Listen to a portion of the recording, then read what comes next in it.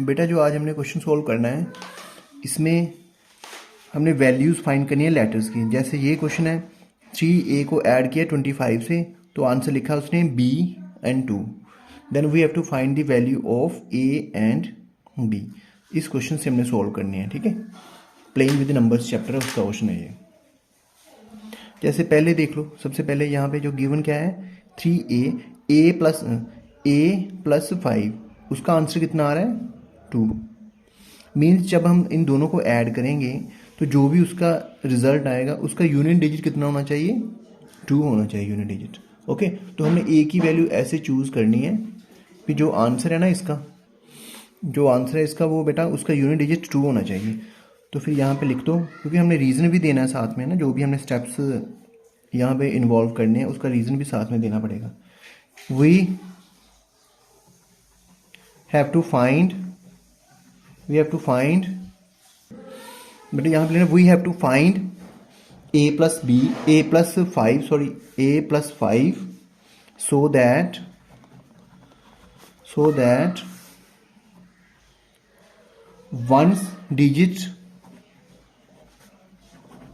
of the sum must be, क्योंकि जो भी हमने इसका सम करना है उसका वन डिजिट 2 होना चाहिए, ठीक है। फॉर दिस जो डिजिट a है उसकी वैल्यू हम क्या चूज करेंगे, दैट शुड बी 7। ये 7 क्यों चूज करेंगे, क्योंकि 7 प्लस 5 कितना होता है 12, और 12 का यूनिट डिजिट कितना होता है 2। ओके, बिकॉज हमने 7 इसलिए चूज किया बिकॉज अगर हम a को 7 चूज करेंगे तो 7 प्लस 5 की वैल्यू कितनी होगी, जैसे a प्लस 5 की वैल्यू कितनी होगी 7 प्लस 5, तो ये आ गया 12। फिर ये आ गया यूनिट डिजिट। उसके बाद जो टेंस डिजिट है, ऑल्सो टेंस डिजिट क्या बन रहा है यहाँ पे, वो बन रहा है 3 प्लस 2, वो बन रहा है 3 प्लस 2, वो आ रहा है 5। बट यहाँ पे हम अगर हम इनको ऐड करेंगे, यहाँ पे a प्लस 5 की वैल्यू 12 आ रही है, तो यहाँ पे 2 लिख दिया, तो 1 कैरी भी करेंगे यहाँ पे, तो वो आ जाएगा। बिकॉज तो फिर ये आ देयरफॉर जो b है उसकी वैल्यू क्या आएगी 5 प्लस 1, क्योंकि हम कैरी करेंगे 1 इज कैरी, 1 को कैरी करेंगे तो यहाँ पे 6 आ जाएगा। तो फिर b की वैल्यू कितनी आएगी बेटा 6। देयरफॉर a की वैल्यू कितनी आई हमारे पास 7 और b की वैल्यू कितनी आई 6, ठीक है ना। सिंपली क्वेश्चन है वैसे तो फिर इन दोनों वैल्यूज को यहाँ पे पुट कर दो। सो हमारे पास जो गिवन सम है वो क्या बनेगा, यहाँ पे 3 और जो a है उसकी वैल्यू बेटा कितनी हमने चूज करी है 7 प्लस 25 तो नीचे क्या आ रहा है 62, ठीक है ना। ये आंसर आ गया, यहाँ पे a आ गया 7 और b आ गया 6। ओके बेटा, अभी नेक्स्ट क्वेश्चन कर लेते हैं, थोड़ा सिमिलरली इस टाइप के क्वेश्चन और कर लेते हैं। हाँ बेटा, अभी ये क्वेश्चन देखो, इसमें 4a और नीचे हमने नीचे उसने ऐड करने के लिए दिया है 98 और आंसर आ रहा है यहाँ पे 3 आ रहा है और यहाँ पे c भी आ रही है। तो हमने वैल्यू फाइंड करनी है a b और c, तीनों की वैल्यू फाइंड करनी है। अभी सिंपली a प्लस 8 की वैल्यू कितनी है, जो भी ऐड करके आएगा उसका यूनिट डिजिट है 3। तो यहाँ पे हम लिखेंगे वी हैव टू चूज या find a plus 8 so that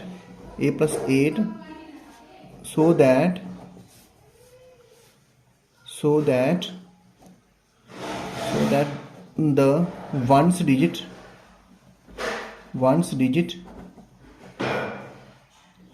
of a plus 8 must be 3। For this हम यूज करेंगे फॉर दिस डिजिट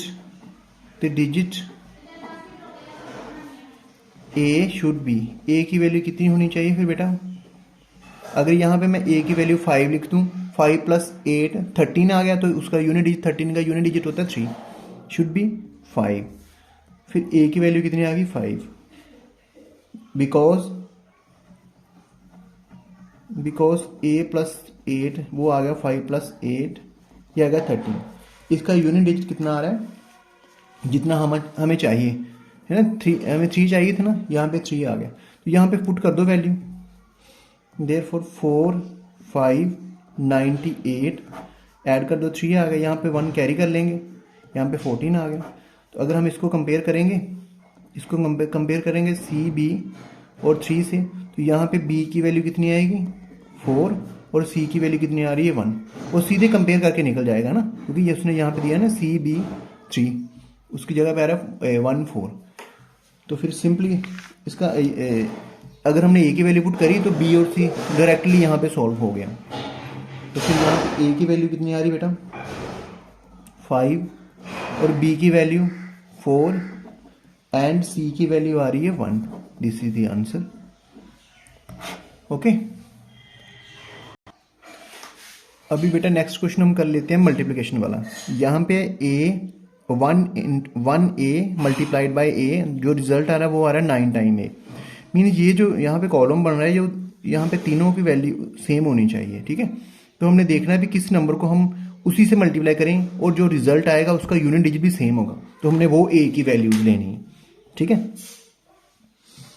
सो फिर हियर हमारे पास ए क्रॉस ए है ना, जो वो बराबर आ रहा है ए, है ना, यही लिखा ना उसने, ए क्रॉस ए, उसका यूनिट डिजिट ए आ रहा है बेटा। इन विच वंस डिजिट, जेड़ा वंस डिजिट है बेटा, यहाँ पे इक्वल नहीं लिखना, ठीक है, व्हेन वही ones digit should be, ones digit हमारे पास ए आना चाहिए, ठीक है। फिर ए की वैल्यू, अभी देखो कौन कौन से नंबर को हम उसी से मल्टीप्लाई करेंगे, तो जो आंसर आएगा वो उस आंसर का वो मल्टीप्लिकेशन का जो आंसर आएगा उसका यूनिट डिजिट सेम होना चाहिए। तो फिर ए की वैल्यू क्या हो सकती है, एक 5 और एक 6, क्योंकि हम अगर 5 को 5 से मल्टीप्लाई करेंगे तो आंसर आएगा 25, उसका यूनिट डिजिट क्या होगा 5 ही होगा। सिमिलरली 6 का भी यही होता है, 36 आएगा, 6 और 6 से मल्टीप्लाई करेंगे तो उसका भी यूनिट डिजिट 6 ही आएगा, ठीक है। सो ए कैन बी 5 और 6, ठीक है। अभी व्हेन दोनों लिख लो, व्हेन जब हम ए की वैल्यू 5 लेंगे तो फिर इसमें पुट कर दो 1 5 देन 1 5 5 मल्टीप्लाई, इसको ये कितना आएगा 75, जो कि यहाँ पे अगर हम ए पुट करेंगे तो वो आ रहा है 95, उसके बराबर नहीं है, क्योंकि अगर मैं यहाँ पे 5 पुट कर दूँ, यहाँ भी 5, यहाँ भी 5 और यहाँ भी 5, तो इसका आंसर कितना आ रहा है 15 इंटू 5 75 आ गया। बट यहाँ पे 5 पुट करने के बाद वो आ रहा है 95, ये सेम नहीं आ रहा ना। So therefore a is not equal to 5। Again दूसरी value when a is equal to 6, तो यहाँ पे पुट करके देखो बेटा, देन हमारे पास क्या आ रहा है 1 6 मल्टीप्लाई 6, तो आंसर कितना आ रहा है 96।